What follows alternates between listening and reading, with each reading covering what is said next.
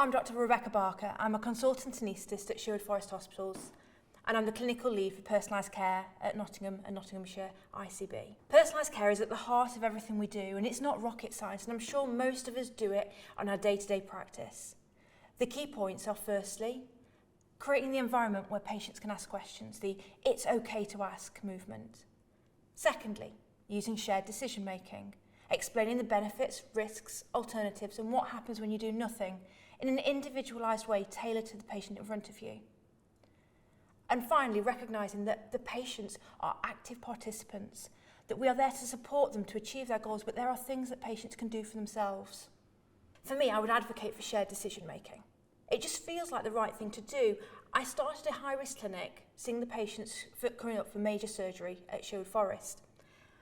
And what I wanted to do was have an environment where I could talk to patients openly and honestly with their families and loved ones if they wanted, to talk about their individual risks and the outcomes and the likelihood of what would happen afterwards, as well as engaging them in their own role to be part of that process, whether that was to be a bit more active, to stop smoking, and to support them through that. I wanted to try and entrench the idea that patients are not passive participants in their healthcare, but they are active participants, and there are things that they can do and how we can support them to actually improve their own outcomes. Pathways have got so efficient. We seamlessly move from one step to another like a pathway train where the destination is predetermined. And sometimes, although the pathways are brilliant, we lose sight of that individual.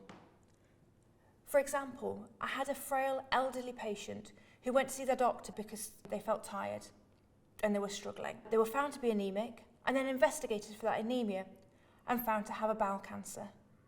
They were then listed for the surgery, and by the time they saw me in clinic, they already had a date for that surgery.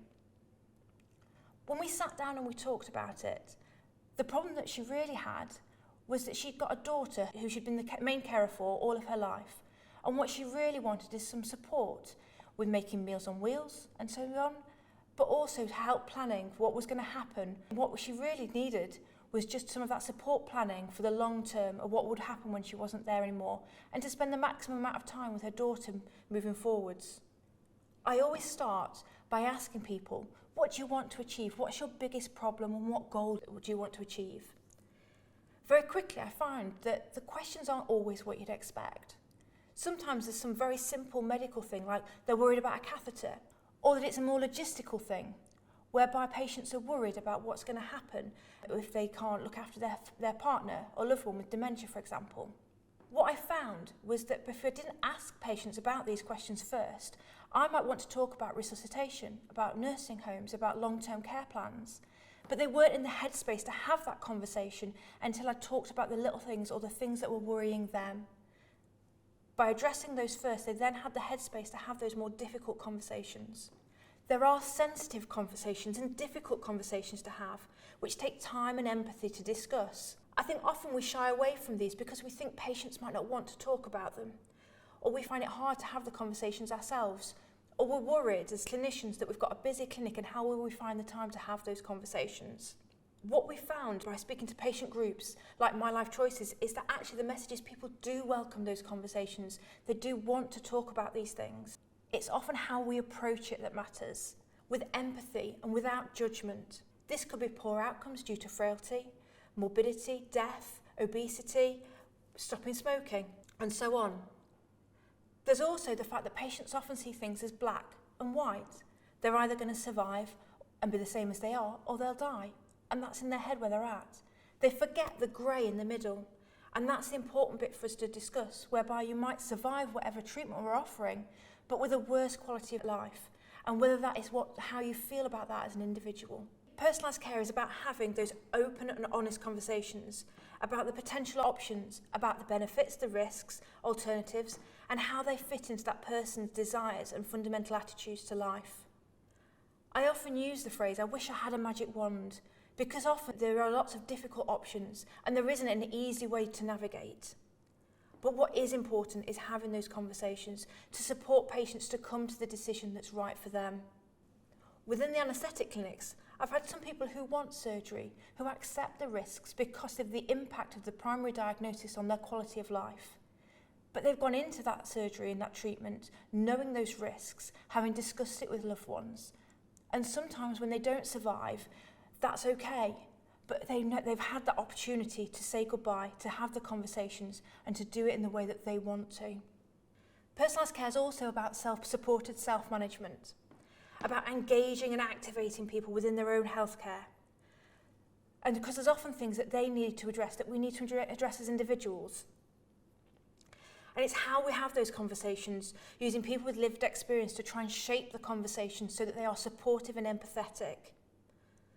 Co-production is a really powerful way of doing that, to get the message across in a way that is non-judgmental and that will land well with patients. Sometimes there's a misinterpretation that personalised care is about patients demanding a certain treatment or referral. But that's simply not the case. It's our job to look at the whole person, not just the individual problem, and then support them in their decision making, giving them a true and honest appraisal of the situation, given their other health problems. It's about explaining the options and doing personal risk stratification for patients so that we know which treatment to offer them and why certain treatments wouldn't be appropriate for them. There are tools available to support personalised care and to carry information about patients from primary to secondary care and other voluntary sectors. This is things like the All About Me, which has been co-produced with My Life Choices, giving important information about the individual that is useful for every aspect of their care. Personalised care can be seen as more time-consuming, and as with time pressures and busy clinics, more difficult to achieve. And it certainly does take more time to have those conversations, but I would see it as front-loading the process, having good quality conversations at the start of that journey, so that the journey is then going in the right direction from the beginning, which saves time overall. It's really important to remember that the risk belongs to the patient. It's not our risk as healthcare professionals. What we need to do is to explain the risk and support their decision making. We have to put aside our perception of what is safe and consider what an individual wants and how different people interpret their risk differently. Some might want to accept more risk in order to get home. And we forget sometimes that in hospitals we're not risk-free. It's just a different kind of risk that we're more comfortable with. We can use creative solutions. For example, personalised healthcare budgets, where we can support patients to get home in a way that they would like to. That could be allowing travel expenses for a family member to come and care for them in their own home. It often feels safer to keep doing things the way we've always done. But we have to remember that the healthcare landscape is changing. People's expectations are changing, and we have to change and adapt with it. One of the ways of doing this is using personalised care to have good quality conversations, to help deliver patients the care that they want in the way that they want it, and being brave to do things a little differently.